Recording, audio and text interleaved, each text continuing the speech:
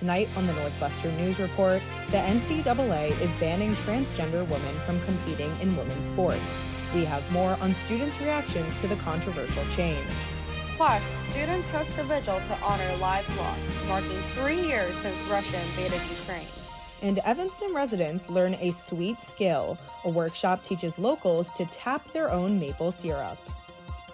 All that and more on the Northwestern News Report. It's your news right now.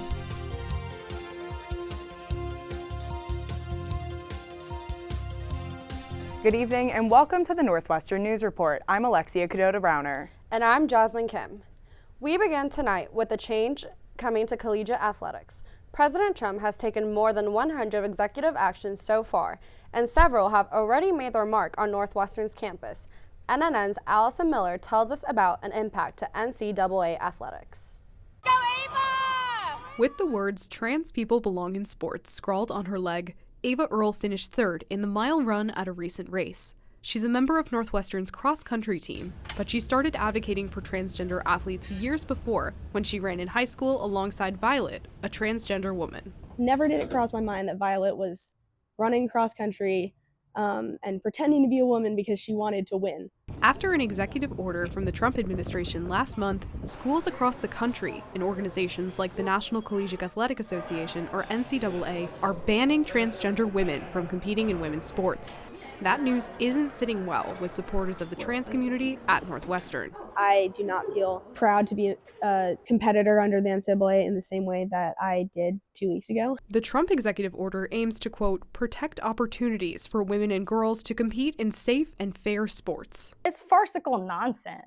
Protecting women? Despite the conversation on keeping women safe, trans advocates say it's actually the Trump administration's threats to cut funding that push schools and organizations to comply. Ethically and morally, it is wrong. And yet, because there's a financial incentive to do the wrong thing, people do the wrong thing. NCAA President Charlie Baker has said that out of the NCAA's 50,000 athletes, he's only aware of less than 10. Given that small number, it's unclear if Northwestern will be affected. But many worry a potential response could mirror the university's action after Trump's executive order ending federal support for DEI programs. Feinberg School of Medicine removed that webpage, have removed other pages related to diversity, equity, and inclusion. It's astounding to me that an institution that claims to support diversity and equity and inclusion would so willingly give in to these executive orders instead of fighting back. Despite changes at the federal level, advocates across Northwestern, like Earle, are still committed to supporting trans women. We're all women, and we will rise and fall together. Allison Miller, Northwestern News Network. For Northwestern community members seeking support in the wake of the executive order, the Gender and Sexuality Resource Center provides a variety of services listed on their website. Allison mentioned the executive order to end diversity, equity, and inclusion initiatives in schools around the country. That order has Northwestern and other universities reassessing their own DEI programs. NNN's Annika Sani is here in the studio to tell us more. Annika? Well, Alexia, the Trump administration's efforts to slash DEI programs were set back last week when U.S. District Judge Adam Abelson in Baltimore blocked 3 provisions across 2 executive orders on DEI, in part citing that they were unconstitutionally vague and violated free speech protections. This preliminary nationwide injunction comes as Northwestern officials said that they were reviewing a letter last week from the Department of Education, which threatens loss of federal funding for institutions that fail to comply with recent anti-DEI measures.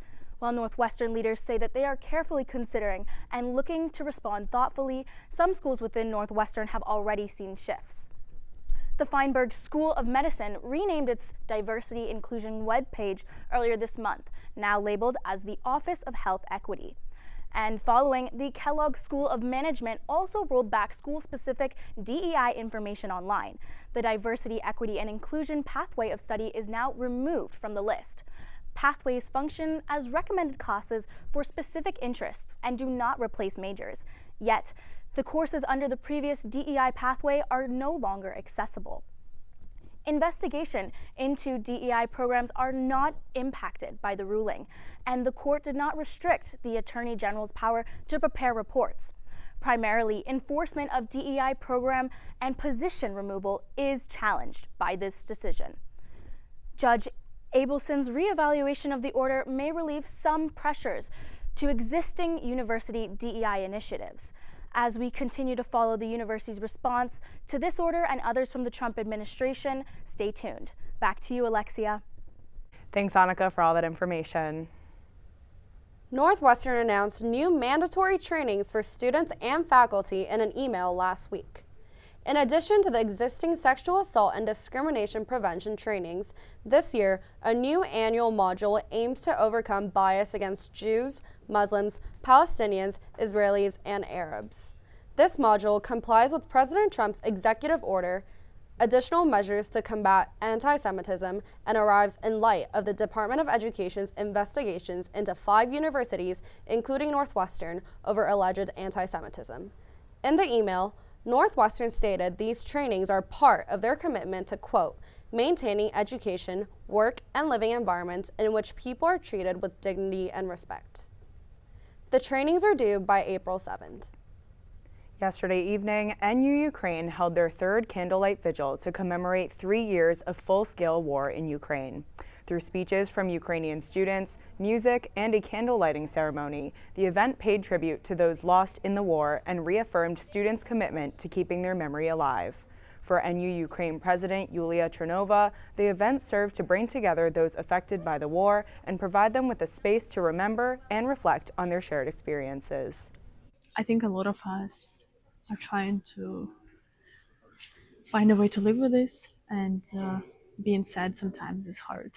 It may sound weird, but it is. And I think here we're just trying to create a space where we could do that. NU Ukraine is raising funds for humanitarian aid. To donate, you can click the link in their bio at NU_Ukraine. Secretary of Defense Pete Hegseth announced yesterday the firing of NU alum Admiral Lisa Franchetti, a 40-year Navy veteran.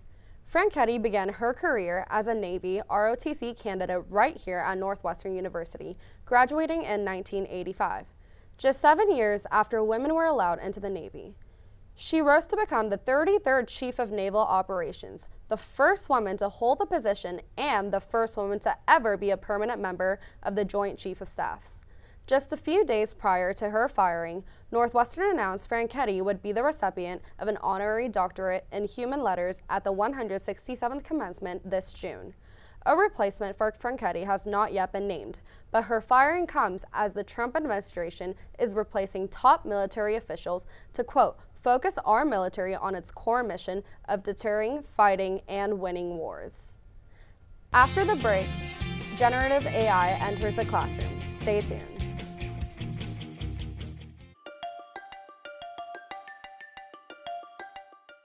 I'm Kelly McEvers, founding host of the NPR podcast Embedded. I'm James Edwards, host of the Unresolved podcast from Frontline. I'm Antonia Cereijido, former senior producer of Anything for Selena podcast and current executive producer at Elias Studios.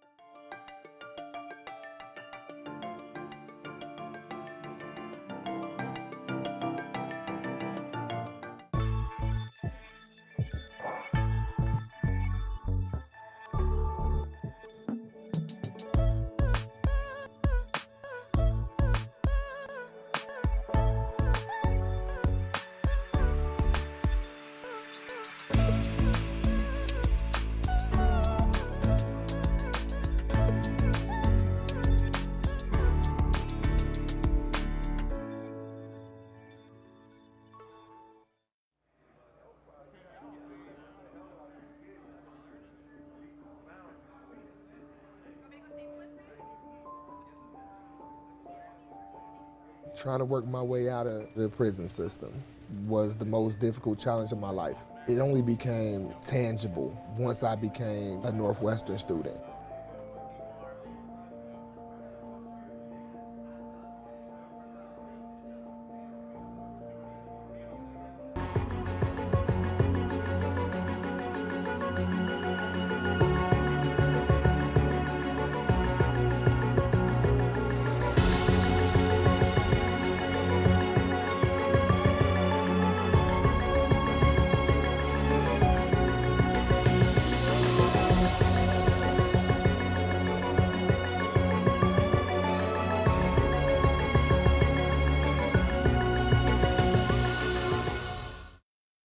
Welcome back. We've been following the relocation of Evanston's government offices. As of now, they are temporarily being relocated downtown, leaving the Civic Center in phases after over 40 years.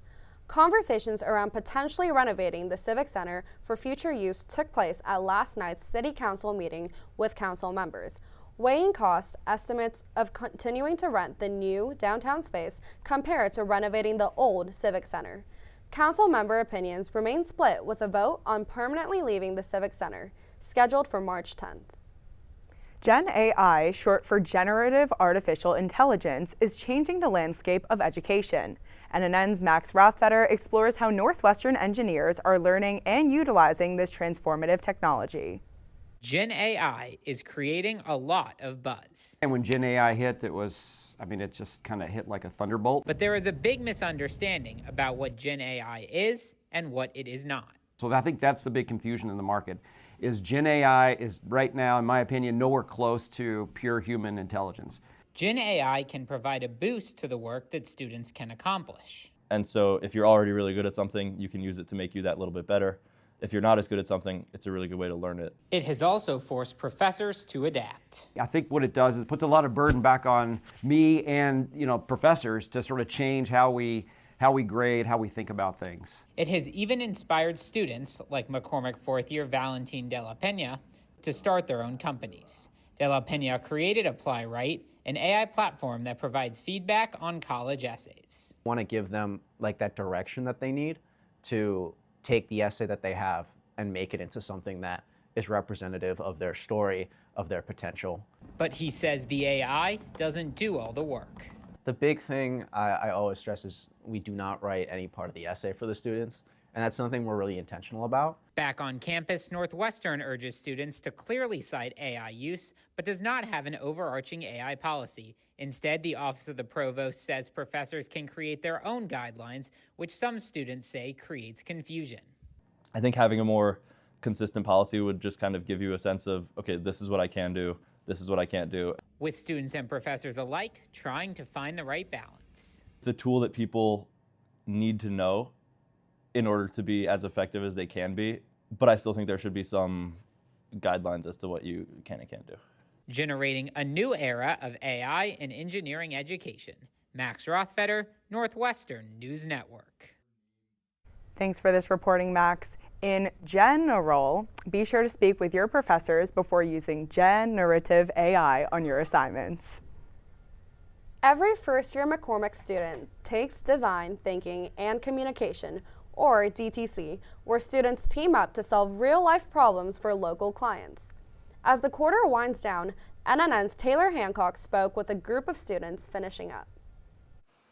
At the onset of the quarter, McCormick first-year Audrey Toman received her assigned teammates and client, a local painter who struggles to work independently due to cerebral palsy. Because I remember when I read it the night before, I was like, wow, I have no clue how I go about solving something like this. It's such a complex problem, and it's just it's first year in college, it's wow, how am I meant to know how to help someone with something they've been struggling with their whole life. To tackle the challenge, the team designed their first prototype, a mobile briefcase that would provide arm support and easier access to their canvas. Here is a space for her towel, and then her brushes go here, and then this is where her water will go. She uses watercolor to paint, and so the goal is that when she's done, she can close it herself. Now, with only 2 weeks until their final presentation, the pressure is on. I really enjoy the resources that we get in this class because it's honestly a super useful class. It's the closest we get to engineering for a while. Day in and day out, teams spend hours in the Ford Design Center using machines to build their prototype. Electrical engineering student Valerie Pangarubian says the class offers first years a unique opportunity to get hands-on experience. As an engineer, I think it's really cool that we get to try all these machines, and it's learning how to use them, making our prototype from a sketch to life. Despite the long hours designing, the team is still anxious about making the final presentation deadline. All these deadlines just keep piling up, and it's well, if we need to get it done, we just get it done. Taylor Hancock, Northwestern News Network. Thank you, Taylor. It's even a possibility for students to get their own patents for their designs. Outside the classroom, students are using the platform Northwestern Sitters and Tutors Network to connect with parents finding help for their children. Although there are plenty of users, some students say it's hard to hear back. Each job posting lists the parent's email, instructing sitters and tutors to contact the parent to apply. Parents in the network include professors, staff members, and graduate students. Despite outreach efforts, student sitters like Sonali Chandra report that whenever they reach out to listings using the parents' Northwestern emails, they rarely get a response back. For most people, they have their Northwestern email there, and so I'm sure that these people are getting lots of emails every day, and it kind of just gets lost in there. So if there was some kind of feature, like a direct messaging feature within the website, I think that could work really well. Students running into the same problem, Chandra recommends searching for sitting opportunities in the Evanston and Wilmette Babysitting Facebook group, where she says she receives more responses from parents. Coming up, it's finally warming up here in Evanston. I'll have this week's weather forecast after the break.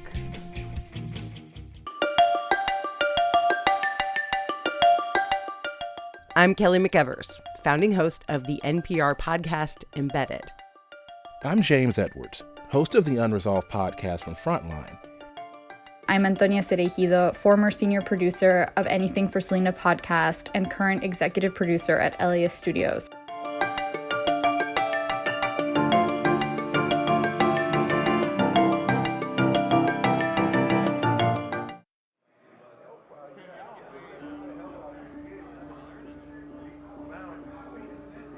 My narrative, since I've been locked up and kind of made my transition, has been like redemption, accountability. When I come into the classroom environment, every individual that sits amongst me takes education seriously.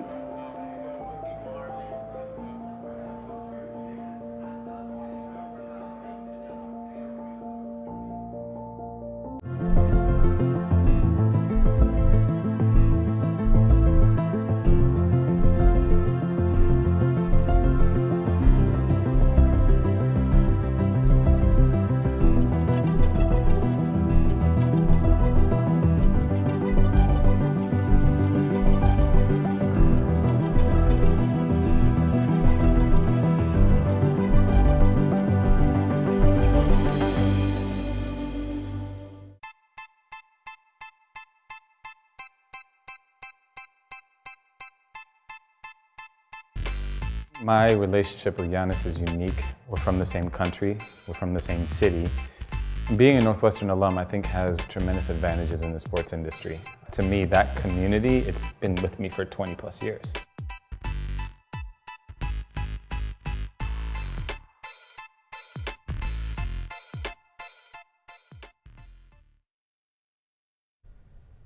Welcome back. Alexia, I know there's still a few weeks until spring break, but the warm temperatures yesterday, I feel like I could hit the beach already. Yes, this is right. I really was loving the warm temperature today, and I hope it sticks around. Even if it doesn't, though, I'm going somewhere warm for spring break. I'm going to Ecuador and Miami. How about you? I'm also going somewhere warm. I'm going to Fort Lauderdale and Los Angeles. Oh my goodness, how exciting. Well, regardless, let's learn about the weather. So it's a good thing our Emmanuel Perez Martinez is back for a weekly weather update. Emmanuel, what can we expect in the upcoming days?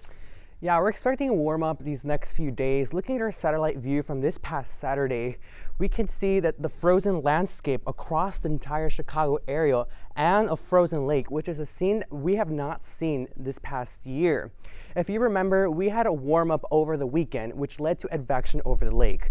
This occurs when warmer, moist air moves horizontally across the surface of a colder lake. As the air cools and condenses, it can create fog known as advection fog, which is here visible in our satellite view. Earlier today, we reached a high of 46 degrees. That's a big change from last week when downtown Chicago and Lake Michigan were frozen over, with temperatures just sitting at 10 degrees.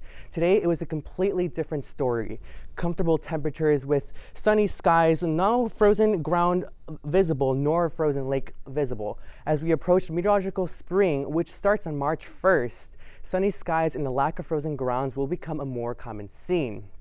Right now, we have a low pressure system out west, which is bringing warm, moist air up into Evanston, which is creating our warmer temperatures and clear skies. Currently, it is 38 degrees with clear skies. Over the night, temperatures will remain steady above the 30-degree line. Believe it or not, temperatures will increase overnight into tomorrow morning. Taking a look at our local precipitation radar, we've been enjoying beautiful clear skies with no precipitation in sight. Conditions will stay dry, but we're looking at a few clouds out west that will come through Evanston, creating showers for tomorrow morning. Onto our temperatures, it's that time of year when the lakefront will start to feel colder as temperatures warm up. It is 38 degrees in Evanston, and then 4 miles down the road in Skokie it is 48, 50 degrees at O'Hare Airport, 42 in downtown Chicago, and 51 degrees at Midway Airport. Looking ahead, we have a spring-like pattern in store. Wednesday, we have morning showers that are going to be scattered with a high of 45. As Wednesday continues throughout the day, the clouds will persist into Thursday with the high of 42.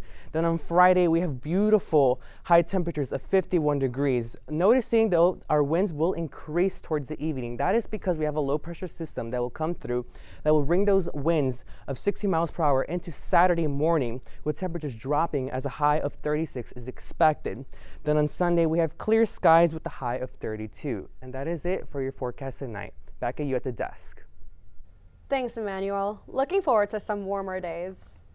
Every year, One Book Northwestern brings the campus together with a shared reading experience. This year, that conversation unfolded through photography as students captured powerful images of visibility, struggle, and resilience. NNN's Kennedy French takes us inside the contest.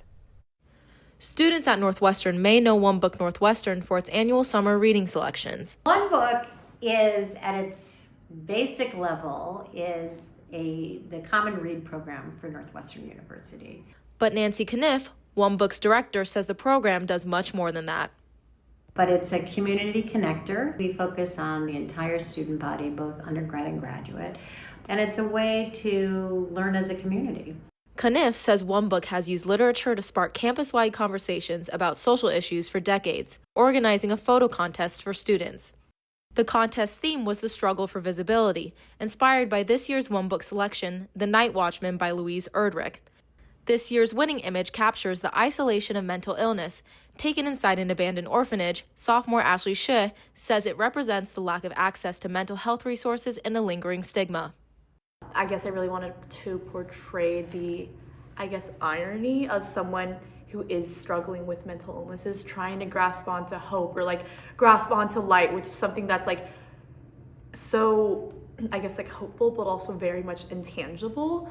The People's Choice Award winner captures a Syrian man witnessing a young street artist being detained for painting graffiti. His silence serves as a form of self-preservation. Naya Yazji's photo serves as a reminder of the importance of finding and amplifying voices even in the most challenging circumstances. The Syrian experience as a whole, outside and inside of my photograph, it's centered around this dilemma of not being heard. The winning photos are currently on display at Main Library in 1 South. Kennedy French, Northwestern News Network. If you want to see the winning photos for yourself, they're on display at Main Library in 1 South. Keep an eye out for One Book Northwestern's email newsletter for more panels and discussions coming up this quarter. Evanston is celebrating Black History Month with a speaker series at the Noyes Cultural Arts Center. The City of Evanston and the Fleetwood Jourdain Theater hosted 3 Black Evanston creatives on Saturday as part of their Black History 24/7 365 series.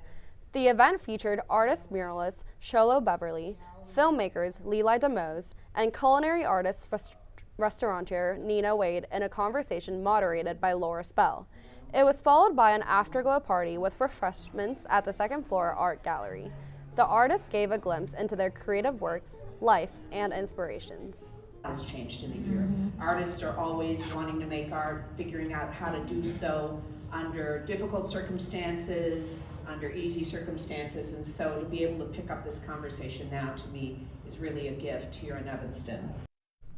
You can also check out Black-owned businesses, historical and cultural sites, as well as community events on the website enjoyevanston.com. Coming up, Evanston embraces a sweeter side of the winter season. Stay with us.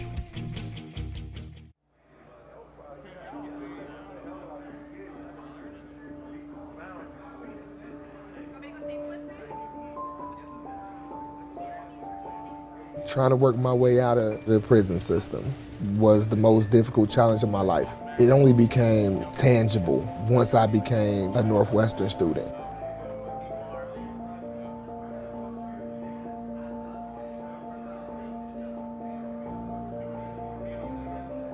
1, 2, 3, 4.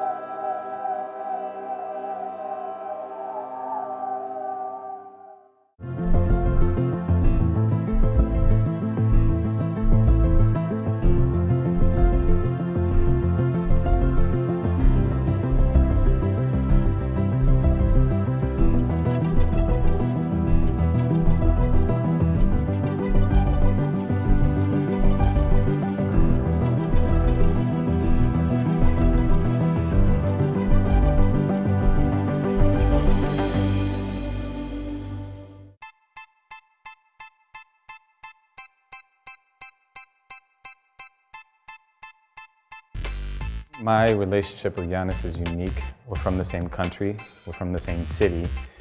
Being a Northwestern alum, I think, has tremendous advantages in the sports industry. To me, that community, it's been with me for 20 plus years.